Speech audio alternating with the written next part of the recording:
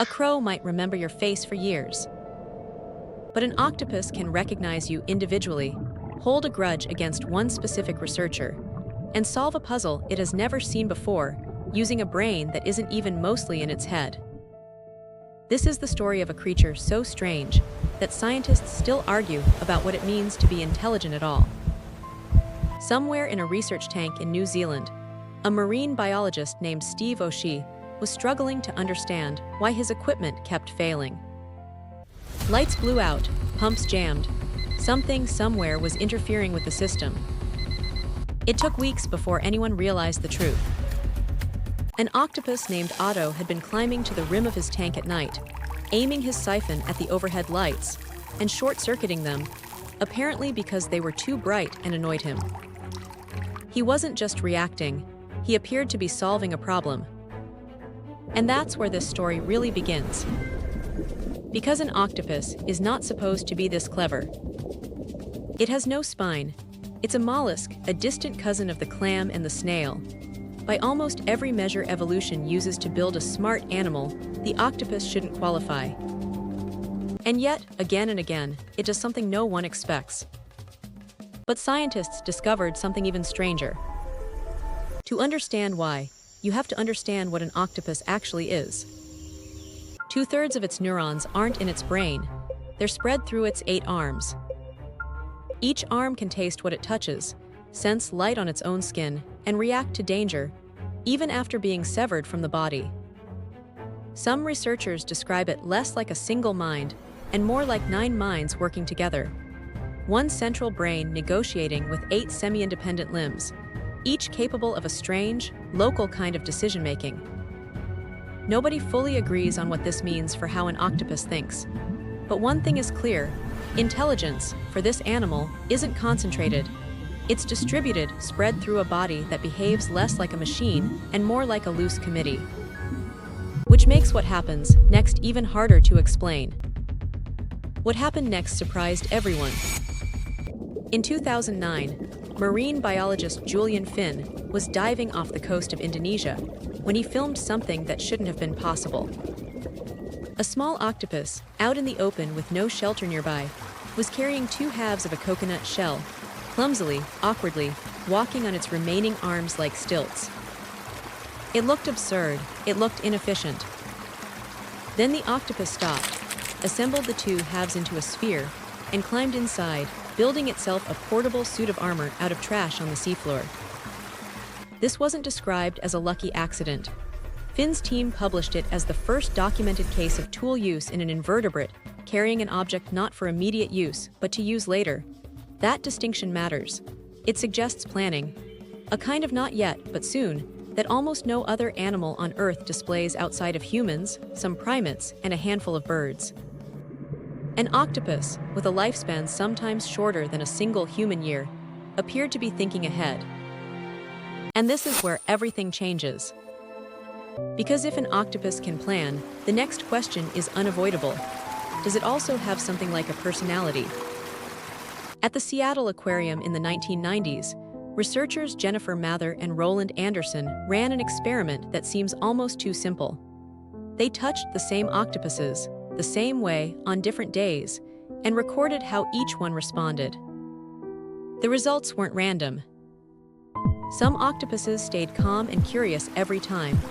Others reacted with the same defensive irritation, day after day.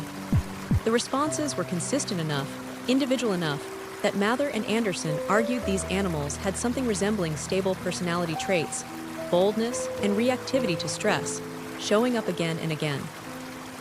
This is not something scientists expected to find in an animal that branched off from our own evolutionary line more than 500 million years ago, long before backbones, long before brains, as we know them, even existed. Which raises an uncomfortable question. If intelligence, personality, and problem-solving can appear in a creature this alien to us, where else might we be missing it? But here's the part that made octopuses famous in labs around the world. Octopuses can open jars. Not once, not by accident. Repeatedly, in controlled experiments, octopuses have unscrewed jar lids to reach food sealed inside, sometimes even when the jar was placed inside a second container, requiring 2 steps in sequence. They've also been shown squeezing their soft, boneless bodies through openings barely wider than their eyeball, the only truly rigid part of their anatomy, to escape enclosures that looked, to any observer, completely sealed. This is how Inky, an octopus at the National Aquarium of New Zealand, became briefly world famous in 2016. According to aquarium staff, Inky slipped out of his tank at night, crossed the floor, and vanished down a drain pipe that led directly to the ocean. He was never seen again. It's tempting to call this an escape, but really, it's something closer to a diagnosis. An animal doesn't find a hidden route to freedom at night without supervision, unless it has already been quietly studying its enclosure, testing gaps, remembering textures, mapping a way out long before anyone was watching. Now here's where the science gets genuinely strange. Octopuses are colorblind. Their eyes physically cannot distinguish most colors, and yet they are the most extraordinary color changers in the animal kingdom, capable of shifting their skin to match coral, sand, or rock in less than a second. For decades, this didn't make sense. How do you camouflage in color you cannot see? One leading theory, still being researched, is almost science fiction. Some scientists believe an octopus's skin may contain light-sensitive proteins similar to the ones in its eyes, meaning the animal might be able to sense color and light directly through its own skin, bypassing the eyes entirely. If confirmed, it would mean an octopus doesn't just see the world with its eyes. It may, in some limited sense, see with its entire body. This is where the mystery turns emotional. Despite everything, the tool use, the problem solving, the apparent personalities, most octopus species live for only 1 to 2 years. Females typically reproduce once. After laying and guarding their eggs for weeks without eating, tending them constantly, fending off predators, they die shortly after their young hatch.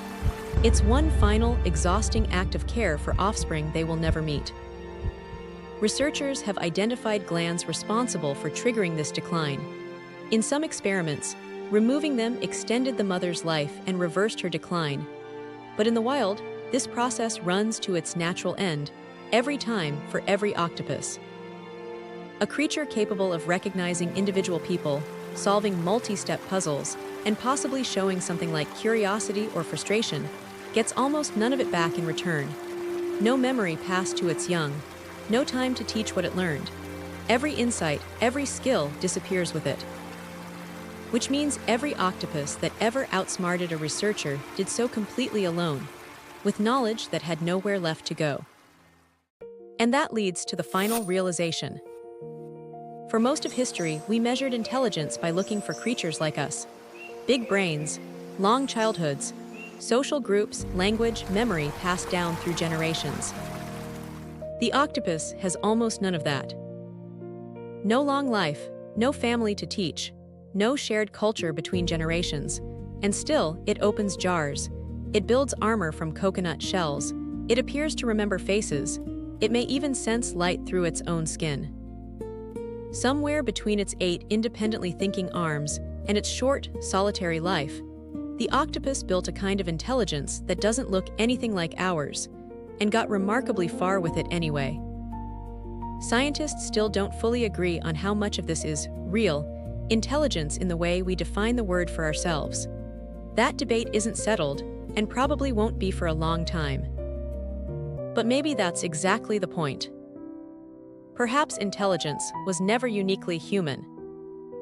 We simply forgot to notice it, hiding, this entire time, inside a creature we usually just see on a dinner plate. Somewhere in the ocean, right now, an octopus is solving a problem no one taught it to solve. It will never tell anyone what it learned. It will never need to.